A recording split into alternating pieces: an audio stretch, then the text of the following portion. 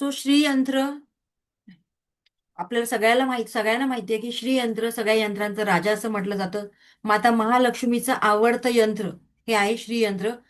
आणि या श्रीयंत्राची रचना बघा किती सुंदर असते.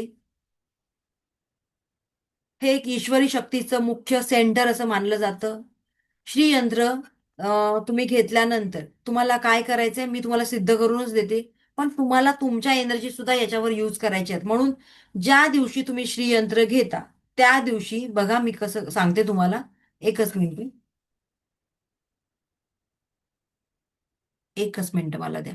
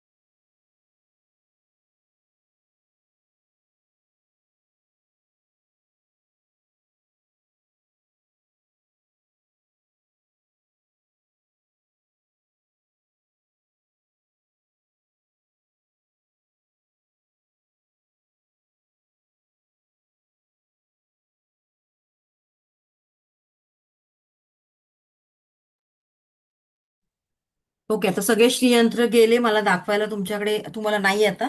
हा माझा जुना श्रीयंत्र आहे. काय करायचंय बघा. या श्रीयंत्र घेतल्यानंतर त्या श्रीयंत्राच्या ना अशा पाकळ्या, सगळ्याच पाकळ्या समोर नसतात. तो ज्या समोर असतात, ज्या पाकळ्या समोरासमोर असतात अशा एका लाईन मध्ये असतात बघा. एका लाईन मध्ये आहेत. दिसते सगळ्यांना एका लाईन मध्ये आहेत. बघा मी अगदी जवळून दाखवते. तर त्या तुम्हाला तुमच्या साईडने करायचे. क्लिअर? कळतंय का? हा, त्या तुम्हाला तुमच्या साईडने करायचे. त्यानंतर खाली अशी एक छोटीशी डिश ठेवायची आहे. त्या डिशवर हा श्रीयंत्र तुम्हाला ठेवायचा आहे.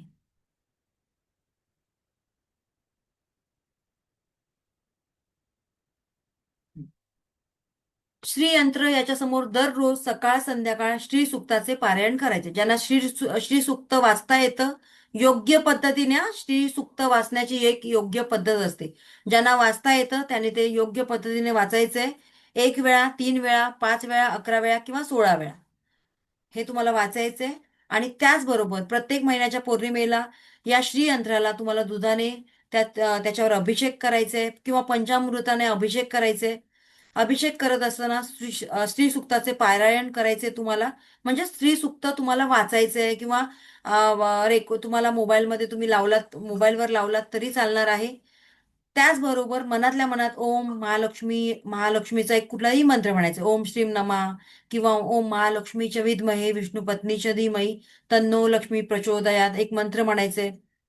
यंत्रासमोर रोज धूप अगरबत्ती तुम्हाला दाखवायची आणि कुंकुमार्चन करायचंय. आता कुंकुमार्चन म्हणजेच काय? ज्या लोकांनी नवीनच हा श्रीयंत्र घेतलेला आहे आणि ज्या लोकांनी क्लास नाही केलाय की श्रीयंत्राची पूजा वगैरे कशी करावी, तर त्यांनी काय करायचंय. आता लक्ष्मीपूजनाच्या वेळेला तुम्हाला याची पूजा करायची. पहिल्यांदा छान याला हे करायचे, पंचामृताने याला स्वच्छ करून घ्यायचे, अभिषेक करायचे. त्यानंतर स्वच्छ पाण्याने पुसून घ्यायचे त्याला.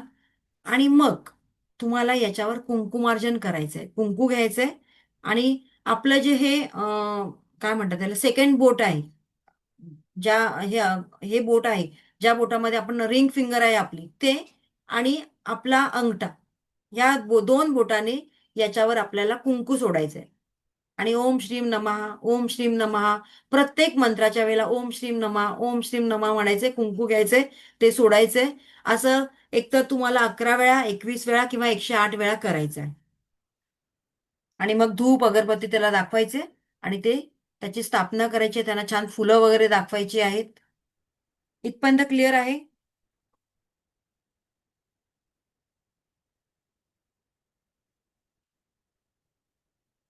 जर तुम्हाला श्री सुक्त बोलता येत असेल तर श्री सुक्त बोलायचं आहे तुम्हाला 1 वेळा किंवा 3 वेळा, 5 वेळा, 11 वेळा किंवा 16 वेळा. एखादा मंत्र येत असेल तर मंत्र 108 वेळा तुम्हाला म्हणायचा आहे. जेवढ्या वेळेला तुम्ही त्याच्यावर कुंकुमार्चन करणार, कुंकुमार्चन म्हणजेच काय, त्याच्यावर कुंकू तुम्हाला व्हायचं आहे श्रीयंत्रावर. मग तेवढ्या वेळेला तुम्ही जो संकल्प केला असेल तेवढ्या वेळा, 11 वेळा तर 11 वेळा, 11 वेळा ओम श्रीम नमः, ओम श्रीम नमः, किंवा 108 वेळा तर 108 वेळा तुम्हाला ओम श्रीम नमः म्हणून कुंकू प्रत्येक वेळेला घेऊन सोडायचं आहे त्याच्यावर. इथपर्यंत क्लिअर झालं? हं. आणि मग त्याच्यावरचं जे कुंकू आहे हे तुम्हाला सगळं काढायचं आहे. लक्ष्मीपूजन झाल्यानंतर दुसऱ्या दिवशी काढायचं, एका डबीत भरून ठेवायचे. एखाद्या महत्वाच्या कामाला जाताना ते कुंकू तुम्हाला लावून किंवा तुमच्या घरातल्याला लावून मग बाहेर पाठवायचे. खूप छान याचे रिझल्ट आहेत, खूप छान. तुम्ही करून तर बघा, मग तुम्हाला कळेल. आणि मग जसं तुम्हाला जमेल तसं महिन्यातून एकदा किंवा 15 दिवसातून एकदा पौर्णिमेला याच्यावर कुंकुमार्जन केला तरी चालेल. दर शुक्रवारी केलं तरी चालेल. ओके, इथपर्यंत क्लिअर आहे?